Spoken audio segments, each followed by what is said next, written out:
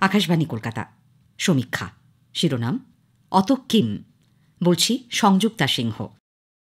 বাঁকুড়ার খাতড়ায় দাঁড়িয়ে ঠিকই বলেছিলেন নেত্রী, সিঙ্গুর সিঙ্গুর, নন্দীগ্রাম নন্দীগ্রাম, একটার সঙ্গে আর একটা কখনোই তুলনীয় নয়। তবে সন্দেশখালির নাম উজ্জ্ব রেখেছিলেন তিনি। রাখারই কথা, জনরোষের ধাক্কায় কেবলই পিছু হটতে থাকা শাসক দলকে এ নাম আরও বহুদিন কাঁটার মতো বিঁধবে।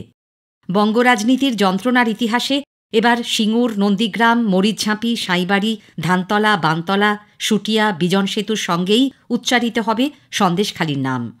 তবে তাতে শুধু অত্যাচার নয়, তেভাগা আন্দোলনের মতোই জড়িয়ে থাকবে গণপ্রতিরোধের কাহিনী। একাধিক নির্বাচনী প্রচারে বহিরাগতদের এলাকা ছাড়া করার জন্য মা বোনেদের হাতাখুন্তি নিয়ে ঘর ছেড়ে বেরিয়ে আসার ডাক দিয়েছিলেন শাসক দলের সর্বোচ্চ নেত্রী তথা সরকার মুখ্য। একদিন যে তাঁর দলেরই অত্যাচারী নেতাদের বিরুদ্ধে লাঠি, বাঁশ, ঝাঁটা হাতে পথে নামবেন নিম্নবিত্ত খেটে খাওয়া পরিবারের অসংখ্য মহিলা, এটা তিনি ভাবেননি নিশ্চয়ই। এমনকি জানুয়ারির প্রথম সপ্তাহে সন্দেশখালির দোর্দণ্ড প্রতাপ তৃণমূল নেতা শেখ শাহজাহানের অনুগামীদের হাতে কেন্দ্রীয় তদন্ত সংস্থার আধিকারিকরা মার খাওয়ার পরেও মাসখানেক শান্তই ছিল সন্দেশখালি। বাহুবলী নেতার অনুপস্থিতি সত্ত্বেও তাঁর ঠ্যাঙাড়ে বাহিনীর ভয়ে কুঁকড়ে ছিলেন গ্রামের মানুষ। কিন্তু ভেতরে ভেতরে ধুমায়িত হচ্ছিল তীব্র ক্ষোভ, যার আভাস পাননি স্থানীয় নেতৃত্ব। বহুদিনের জমানো ক্রোধের যখন বিস্ফোরণ ঘটল, তখন আর তাদের কিছু করার ছিল না। এরপর দিন যত গড়িয়েছে ততই অসহায় দেখিয়েছে শাসক পক্ষকে।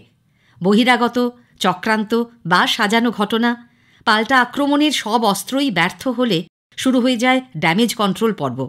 অভিযোগ লিপিবদ্ধ করতে শিবির খুলে বসে যান পুলিশ প্রশাসনের আধিকারিকরা, ছুটতে হয় মন্ত্রী শান্ত্রীদের। তাতেও শান্ত হননি মহিলারা। রাজ্য পুলিশের প্রধানকে বলতে শোনা যায়, ভুল তো হয়েছিল আমাদের, মানছি, এবার সেটা শুধরে নিতে দিন। দেখা যায় আঙুল উঁচিয়ে মহিলারা প্রশ্ন করছেন, এতদিন কোথায় ছিলেন? শাহজাহান আর তার গুন্ডাবাহিনীর জোর জুলুম, জমি দখল, অত্যাচারের অভিযোগ নিয়ে যতবার গেছি আপনাদের কাছে, আপনারা বলেছেন ওদের কাছেই গিয়ে সমস্যা মিটিয়ে নিতে। তাহলে আপনাদের ওপর ভরসা করব কি করে? মাথা নিচু করে সব কথা শুনতে হয়েছে পুলিশ কর্তাদের। বারবার বলতে হয়েছে, দয়া করে ক্যাম্পে এসে জানান আপনাদের অভিযোগ।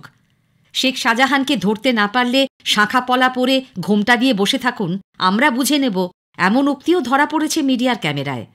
পুলিশ অফিসারেরা নীরব। কথায় কথায় লাঠি উঁচিয়ে তেড়ে যাওয়া উর্দিধারীদের সঙ্গে এই ছবি মেলানো সত্যিই কঠিন। তবে এর আগেও টেবিলের তলায় ঢুকে পুলিশের আত্মরক্ষা, ক্ষিপ্ত জনতার তাড়ায় আছাড় খাওয়া বা মারমুখী জনতার সামনে হাত জোড় করে প্রাণভিক্ষার ছবিও যে দেখা যায়নি তা নয়। কিন্তু সন্দেশখালির মতো অভিজ্ঞতা শাসক দলের বা পুলিশ প্রশাসনের এর আগে হয়েছে বলে তো মনে হয় না।